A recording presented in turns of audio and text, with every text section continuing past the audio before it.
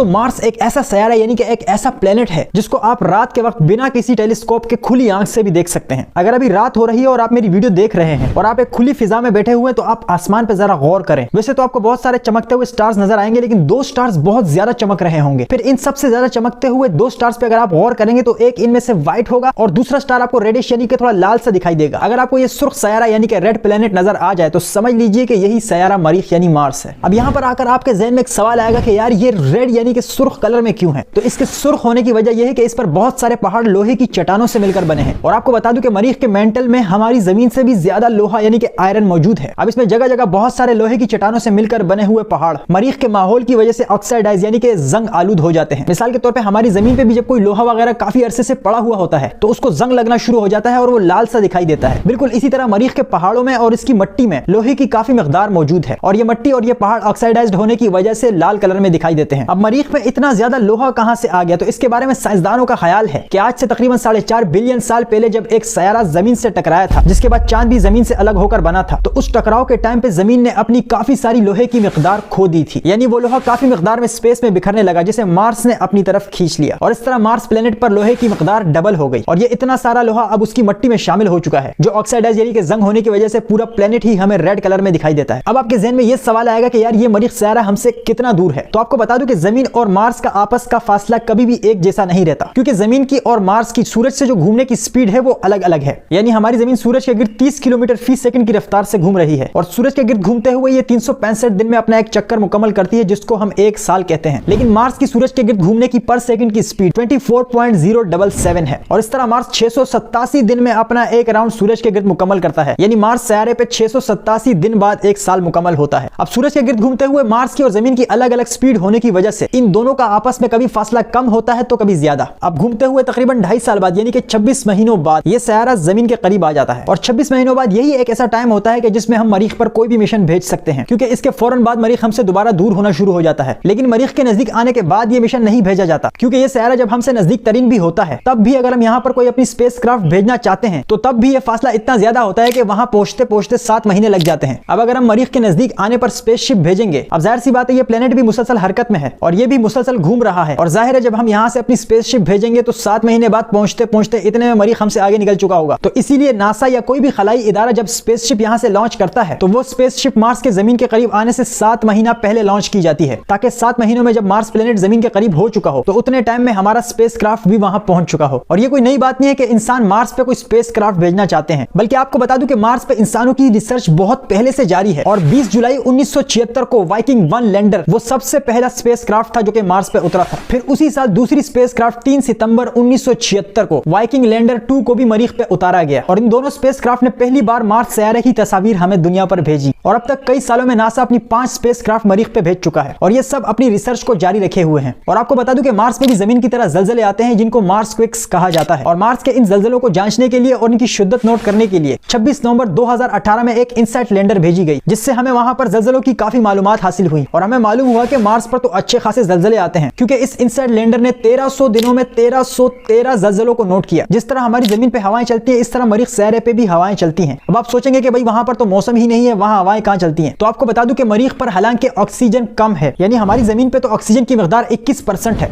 लेकिन Mars planet पर oxygen की मिकदार 0.16% है और वैसे ऑक्सीजन कम होने की वजह से वहां पर इंसान का स्पेस सूट के बिना जिंदा रहना मुमकिन नहीं है और बिना स्पेस सूट के आप वहां पर सेकंडों में कल्टी हो जाएंगे। मेरा मतलब है कि मर जाएंगे क्योंकि मरीख सैयारे पर 95% तो सिर्फ कार्बन डाइऑक्साइड गैस है और इसके अलावा भी कम मिकदार में बाकी गैसेस मौजूद हैं। अब मरीख पे जो हवाएं चलती हैं वो ज्यादातर धूल मिट्टी वाली हवाएं होती हैं और इन हवाओं की भी थोड़ी तूफानी स्पीड होती है, यानी कि ये 33 से 66 किलोमीटर फी सेकंड की स्पीड रखते हैं। लेकिन ये हवाएं अपने साथ इतनी ज्यादा धूल मिट्टी लेकर चल रही होती है कि ये कुछ दिनों तक तो पूरे एक इलाके को भी ढांप देती हैं। यानी आप यूं समझिए कि वहां पर धूल मिट्टी के तूफान आ सकते हैं। ये सैयारा हमारी जमीन से छोटा है, यानी कि जमीन के आधे के बराबर है और जब कोई भी सैयारा छोटा होता है तो उसी हिसाब से उसकी ग्रेविटी यानी कि उसकी कशिश शकल भी कम होती है, यानी वो सैयारा आपको इतनी स्पीड से अपनी तरफ नहीं खींचता। अलबत्ता ये सैयारा चांद से काफी बड़ा है तो इसलिए मरीख सैयारे की सतह पर जब आप छलांग लगाएंगे तो इस पे आप चांद की तरह काफी देर बाद उसकी सरफेस पे नहीं गिरेंगे, बल्कि वहां पर जाकर भी आपको जमीन जैसी ही ग्रेविटी महसूस होगी, बस थोड़ा सा फर्क होगा। आप में से कई लोगों के जहनों में यह भी सवाल आ रहा होगा कि यार मरीख सैयारे पे पानी है या नहीं। तो आपको ये खुशखबरी दे दूं कि मार्स पर पानी मौजूद है, लेकिन आपको एक बुरी खबर ये दूं कि ये पानी लिक्विड शक्ल में नहीं है बल्कि ये बर्फ की शक्ल में है और ये पानी कुछ कुछ जगहों पर मिला है और ये बर्फ की शक्ल में इसलिए है क्योंकि मार्स एक ठंडा सैयारा है और इसका एवरेज टेम्परेचर भी माइनस में ही रहता है जो कि नॉर्मली -65 डिग्री सेल्सियस तक रहता है और इतनी ठंड में कोई भी चीज जम सकती है। अब इस बर्फ को कैसे पिघलाया जाए और मरीख के माहौल को गर्म कैसे किया जाए, मेरा मतलब कि मरीख के माहौल को इंसानों के रहने के काबिल कैसे बनाया जाए। अब इस बारे में साइंसदानों का ख्याल है कि अगर इसकी बर्फ को पिघलाया जाए तो यकीनन इसके माहौल में बेहतरी आना शुरू हो जाएगी और इंसान को यकीनन पीने के लिए पानी तो वहां मिल जाएगा। अब आप सोचेंगे चलो वहां पर पानी तो आ गया, लेकिन अब ऑक्सीजन का क्या करें? वहां पर तो 95% कार्बन डाइऑक्साइड गैस है, तो उसका भी हल है और वो हल ये है कि कार्बन डाइऑक्साइड गैस को ऑक्सीजन में कन्वर्ट किया जा सकता है, यानी कार्बन डाइऑक्साइड गैस को ऑक्सीजन में तब्दील किया जा सकता है। लेकिन कार्बन डाइऑक्साइड गैस को ऑक्सीजन में कन्वर्ट करने के लिए काफी एनर्जी की जरूरत होती है और इसके लिए भी साइंसदानों की कोशिशें जारी हैं कि उसकी 95% कार्बन डाइऑक्साइड गैस का फायदा उठा के उसे ऑक्सीजन में तब्दील कर दिया जाए। यहाँ पर आपको एक दिलचस्प बात यह बताऊं कि मैंने अपनी टिकटॉक वीडियो में कहा था कि सूरज हमें जमीन पर येलो यानी कि पीले कलर में दिखता है, लेकिन दरअसल ये व्हाइट है, बस ये जमीन के माहौल की वजह से हमें पीला दिखता है। तो बिल्कुल इसी तरह जब आप मार्स पे जाएंगे तो वहां पर सूरज गुरूब होते वक्त यही सूरज आपको नीले कलर में दिखेगा, यानी अगर इंसान मार्स पे आबाद हो गए तो वहां पर उनके लिए सूरज ब्लू होगा और हमारे लिए सूरज येलो होगा। अच्छा, एक सवाल आप लोगों के ज़हन में ये भी आ रहा होगा कि यार मार्स पे कोई एलियन यानी कि कोई मखलूक वगैरह मौजूद है या नहीं। तो आपको बता दूं कि जब से इंसान ने अपनी पहली स्पेसक्राफ्ट मरीख सियारे पर भेजी है, यानी कि 1976 से अब तक कोई भी किस्म की मखलूक हमें वहां नहीं मिली, यहां तक कि कोई एक कीड़ा भी नहीं मिल सका। अलबत्ता 7 मई 2022 को मार्स पे घूमने वाले इंसानी रोबोट ने एक चट्टान की तस्वीर भेजी। एक दरवाजे की शक्ल का कटा हुआ गार सा दिखाई दे रहा था और ये पिक्चर आने के बाद न्यूज में भी एक हंगामा सा खड़ा हो गया कि भाई मार्स पे एक गार मिला है। फिर सब लोगों के जहनों में ये घूमने लगा कि यहाँ पर कोई मखलूक आबाद होगी। फिर मुख्तलिफ एंगल से नासा ने यह कंफर्म किया कि वो दरवाजे की शक्ल दरअसल कुदरती तौर पर ऐसी बनी हुई है, यानी वो कोई गार नहीं है, बस वो दिखने में कोई पुरस्कार सी लग रही थी। मार्स के और भी कई मकामात पे आपको इसी तरह की कटी हुई शेप वाली चट्टानें मिलेंगी। अच्छा, आपको बता दूं कि एलन मस्क, जिससे आप लोग मिलना चाहते थे, ये बंदा मार्स सियारे में इतना ज्यादा इंटरेस्टेड है कि कुछ अरसा पहले जब मार्स प्लेनेट को गर्म करने के हवाले से बातें चल रही थी, यानी ये बात की जा रही थी कि मार्स का माहौल किस तरह नॉर्मल किया जाए, तो उस हवाले से एक राय ये दी गई थी कि इसको गर्म करने के लिए हमें इस पर न्यूक्लियर बम मारने होंगे। अब जाहिर है मार्स बहुत बड़ा है, तो इसको गर्म करने के लिए एक बम से कुछ नहीं होगा और अंदाजा लगाया गया कि इसको गर्म करने के लिए हमें तकरीबन 10,000 न्यूक्लियर बम मारने पड़ेंगे, तब जाके इसका माहौल थोड़ा नॉर्मल हो जाएगा। अब इस हवाले से जब एलन मस्क से बात की गई कि भाई मार्स को गर्म करने के लिए 10,000 एटम बमों का खर्चा आएगा, तो उसका जवाब था कि हमें कोई मसला नहीं, इस प्लेनेट के टेम्परेचर को गर्म करने के लिए हमें जितना भी खर्चा बर्दाश्त करना पड़ेगा उसके लिए हम तैयार हैं। अब इन न्यूक्लियर बमों के हवाले से बात आगे नहीं बढ़ सकी, लेकिन एलन मस्क की कंपनी यानी कि स्पेस एक्स मरीख सियारे में नासा से भी ज्यादा इंटरेस्टेड है। अब मरीख पर इंसानों को भेजने के हवाले से नासा का बयान यह है कि वो 2033 में इंसानों को भेजेगा, लेकिन स्पेस एक्स कंपनी नासा से पहले ही इंसानों को वहां पर भेजना चाहती है। अब इस हवाले से और भी कई कंपनियां सरगर्म हैं, लेकिन मरीख पर जाने से पहले कई सारी मुश्किलात हैं और ये सारी मुश्किलात भी मैं आपको ऊपर बता चुका हूं। बस इन मसलों को हल करने के बाद इंसानों को असली तरीके से वहां पर आबाद किया जाएगा। लेकिन फिलहाल जिन इंसानों को भेजा जाएगा उन्हें स्पेस सूट के साथ और सेफ्टी के साथ भेजा जाएगा, क्योंकि इसका माहौल इंसानों के लिए मुनासिब बनाने में भी काफी वक्त लगेगा। मार्स और जमीन का एक मसला ये भी है कि मार्स से जमीन पर जो रेडियो सिग्नल्स या जो मैसेज आते हैं, यानी हमारे रोबोट्स जब वहां से हमें कोई डेटा भेजते हैं तो वो डेटा जमीन तक आते आते 5 से 20 मिनट ले लेता है। लेकिन एलन मस्क की कंपनी यानी कि स्पेस एक्स इस मसले को भी हल करने जा रही है और इस कंपनी का इरादा है कि वो अपना एक स्टारलिंक मरीख पर भेजेगी। ये स्टारलिंक एक ऐसी चीज है जो इंटरनेट कम्युनिकेशन को तेज बनाती है। जब ये स्टारलिंक मरीख पे जाएगा तो ये जमीन और मरीख के दरमियान की कम्युनिकेशन को तेज बना देगा, जिसके बाद मैसेज ज्यादा जल्दी पहुंचेगा। और वैसे अगर ये स्पेस कंपनियां अपने मिशन में कामयाब हो जाती हैं तो नशे से परहेज करने वाले और पढ़े लिखे लोगों ने तो वहां पर यूनिवर्सिटियां और कॉलेजेस बनाने हैं, लेकिन जो इंडियन और पाकिस्तानी मेरी इस वीडियो को मावा खाते हुए देख रहे हैं और दिल ही दिल में बोल रहे हैं कि यार झूठ मूठ बोल रहा है ये, तो जिस दिन इंसान